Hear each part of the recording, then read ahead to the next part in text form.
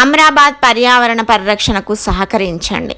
Nallamala అభయారణ్యంలో July 1 నుంచి plastic వాడకాన్ని నిషేధించామని అమ్రాబాద్ పులుల సంరక్షణ అధికారి క్షితిజ తెలిపారు.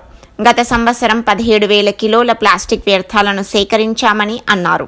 అభయారణ్యంలో ప్రయాణించేవారు ప్లాస్టిక్ పారేయవద్దని సూచించారు.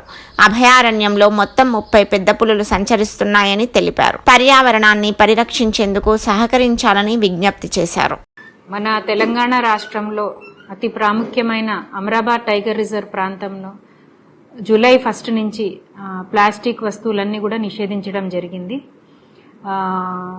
అందరికీ మనవి చేసేది ఏంటనగా, ఇక్కడ మన పెద్ద పులులు దాదాపు 30 వరకు మన టైగర్ రిజర్వ్లో ఉన్నాయి ప్రస్తుతము.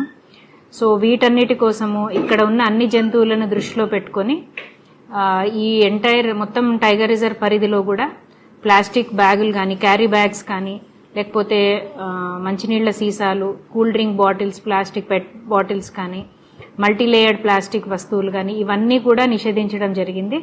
సో అందరూ కూడా దీనికి సహకరించాలని మనవి చేస్తున్నాము. ఇప్పటిదాకా మేము దాదాపు ఈ హైదరాబాద్ శ్రీశైలం ప్రధాన రహదారి, ఏదైతే జాతీయ ప్రధాన రహదారి ఉందో అది మన టైగర్ రిజర్వ్ గుండా వెళ్తుంది. దీని మీద దాదాపు 17,000 కిలోల ప్లాస్టిక్ ఇప్పటిదాకా దాదాపు గత సంవత్సరం నుంచి కలెక్ట్ చేయడం జరిగింది.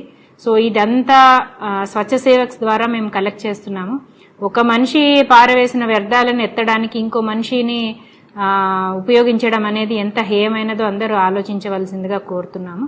సో ఈ లక్ష్య సాధనలో అంటే ప్లాస్టిక్ రహిత అమ్రాబాద్ టైగర్ రిజర్వ్ని మనము ఏర్పరచుకోవడానికి లేదా స్థాపించుకోవడానికి మీ అందరూ కూడా మాకు సహకరిస్తారని ఆశిస్తున్నాము. Thank you.